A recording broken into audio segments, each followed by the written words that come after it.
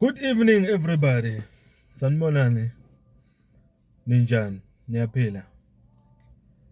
Mfowami Khonzweni Bingelela bafethu. It's been a long day. It's been a long day. It's been a long day. Umntaka khonanga nokwenza ivideo. Phansi phezulu ziyaboya. Kodwa ke asithembe niyaphila bafethu konke kuhamba kahle. Njengoba namhlanje zo25 kuJune 2025. Let's hope kuhamba kahle. Bengibheka la ku social media. Bengibheka la ku social media ikhona. Iyala ukuphela indaba kaCommander Floyd, iyala ukuphela ngempela. Kuyakutshela ukuthi indaba enkulu le. Akusindaba encane. Bakhona impela manje abaqalile bayamsola uFloyd. Ukuthi ku MK Party ngempela ubeplantiwe noma ubezo infiltrator noma noma ubezele ukuzodestroy MK Party. Basho lokho nalokho. Siyabona ama video semaningi ngempela. Uyagxekwa left right and center. Kodwa ke njengoba ngeke ngasho ku video yami egcinile. Nami ngeke ngakhala ngokuthi uma eloko ekhuluma ehamba lama interviews ngicabanga ukuthi uzokwenza a lot of mistakes. Bekuyoba kuhle kube uke wathi ukuhlehla kancane wadonsa umoya. Ukube nje for example uthe mayekhishwa esikhundleni sokuba uSG wake wathi nje ukuthula wangabonakala ndawo wayithulela nje wangavela public. Ngicabanga ukuthi lokho bekuzokwenza umehluko omkhulu empilweni yakhe naku career yakhe. It's a pity ke ukuthi mhlambe angazi noma ngizothi ama advisor wakhe or mangaba khona lawo advisor or ama decisions wakhe singawa blame I don't know. Ukuthi athi ephuma esikhundleni esikhulu kangaka aphinde abe matasa kangaka kube ngasathi akenzakala ngalutho empilweni yakhe.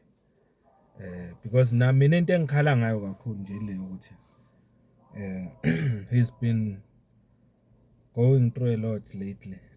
So yingakho ngithi bengifisa ukuthi ngathi angathatha ibreak because lama interviews aloke wahamba ekhuluma ngicabanga ukuthi kumosha a lot ngempilo yakhe than lokho angakbenefit akuningi kakhulu akumoshayo. Yiloko nje engakusho. Kodwa ke angikho lapho today. La ngikhona ke kula. Ngifisa nje ukuthi nami ngiveze wami umbono. Ikakhulukazi kuma member eMK Party lawa seqalile emgxeka esho lokho ekhuluma izinto ezifana nokuthi ubevele la ezo destroy MK Party. Bachaza lokho nalokho. Kodwa namanje besingakabutholi ubufakazi bayo yonke into eshoyo ngaye. Yayibona. So mina in short bengizothi endabeni kaCommander Floyd Shivambu because bengakatholi official statement yokuthi usehambile. Bathi abanye angimi kuloko ngimbiza ngoCommander.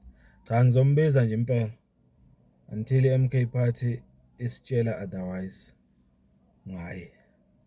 And then we'll take the action lap. But for now uCommander Floyd Shivambu ngibona engazi ukuthi abaningi bamgxeka basho izinto okuwukuthi zinegative ngaye bengakuthola ubufakazi. Uma sikhumbula kahle umsholozi kulesa speech asenza ngoJune 16 azange asho lutho ngoFloyd. Wayikhulumela nje indirect messages ayewadlulisa kithi lapha. Azange ambize ngisho nangegama asho ukuthi wenzani. Yayibona? Azange. So lama speculations akhona njengamanje are very damaging. Bekuyoba kuhle uma mhlambi MK Party ingazivezela ukuthi wenzeni and then isikhulume lento enephathekayo ke. Asazi ake silinde mhlawumbe umsholozi vezela ama-details noma i-MK Party izosivezela ama-details ngoba odabeni lukaJabulani Khumalo kwahamba kwavela nakhona ukuthi yini nani ayenza baze bagcina bemxoshile ku-MK Party. But as for uFloyd Bafethu akaxoshwa. He's not yet expelled. He's not yet he's not yet out of the MK Party. So kufanele ukuthi sithi sikhuluma ngaye kodwa sibe sikhumbula ukuthi sikhuluma ngomuntu osela kwi-MK Party ongakayi-resign futhi ilokho njani i-membership yakhe ku-MK Party. Yiloko nje ngifisa ukukudlulisa. Kodwa okukhulu nakakhulu ile ukuthi asingambheshi, asingamthuki ngenxa yezinto esizizwayo noma nezinsolo esizizwayo. Asithathe nje isikhathi sethu kahle sibe patient and then sizodecide ukuthi sithini ngaye after sekuveziwe konke okufanele sikwazi ngaye ngoba selokukhulunywa nje. Kubuhlungu bafethu ukuthi singathi siyindle emnyama sizama ukuba united, sizama ukuba munye kodwa siphinde futhi si-destroyane ngale ndlela le okwenzeka ngayo. Uyayibona? Even noma ngabe kuthiwa kukhona amaphutha akawenzile uFloyd Shivambu, akufanele ukuthi bese siyakhohlwa na izinto ezinhle ngaye nezinto azenzele futhi yona le MK Party.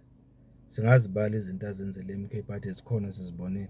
So ingakho ngithi asingagxili kokubi kuphela.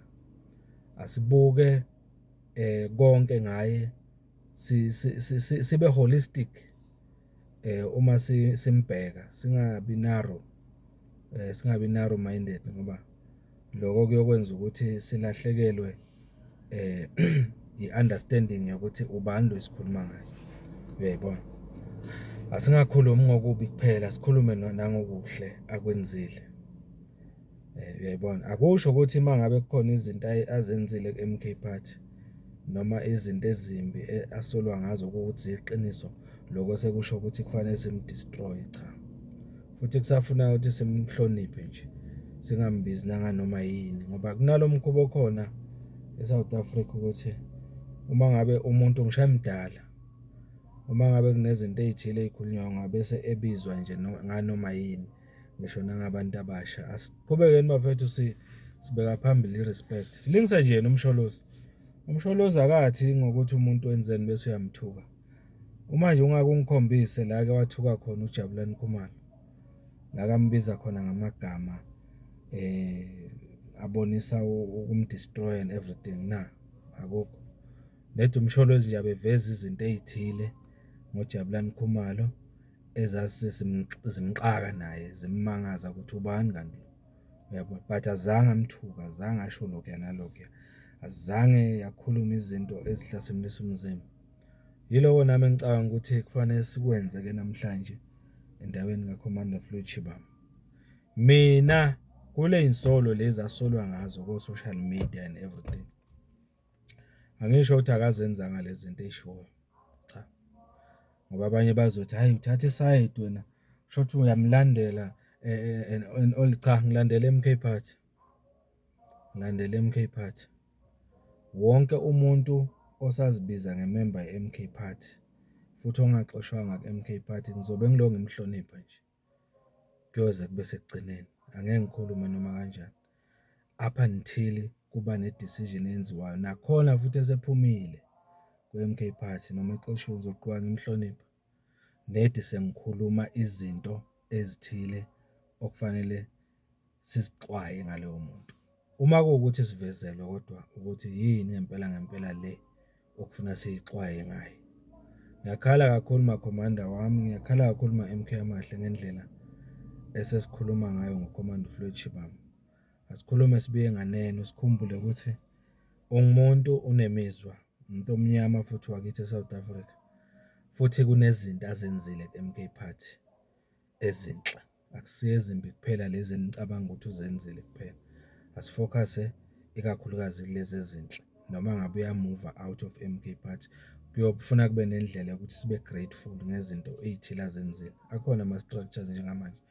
Nani nakuba abanye bazothi ama-structures lawa float noma anamaphutha amaningi and all that, but The fact of the matter ukuthi he did something esingayikhomba nje ne-constitution nayo ikhona.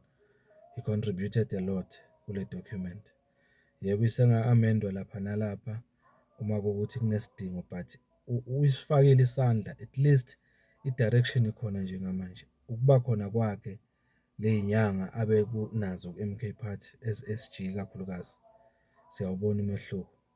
So ngicabanga ukuthi kufanele sibe sober kulo daba luka-Floyd bafethu. Kufanele sibe sober ngempela. Sicabange ukuthi naye ungumuntu at the end of the day. Yiloko nje engifuna ukukucela mina. Ngiyezwa nje ukuthi nobani so ya noma ngazi noma indaba ye-content yini ukuthi abantu bafuna i-content, I don't know. But nje kufuna ukuthi simcabangele umuntu ngempela ngempela. Ngiyabonga ama-commanders yilokho nje.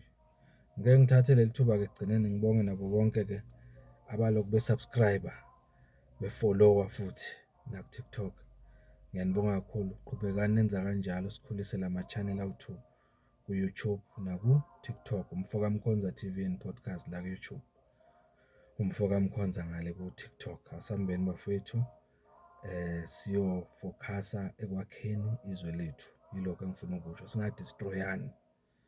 Umfoka Mkhonza lo niphila bafethu. Thank you so much.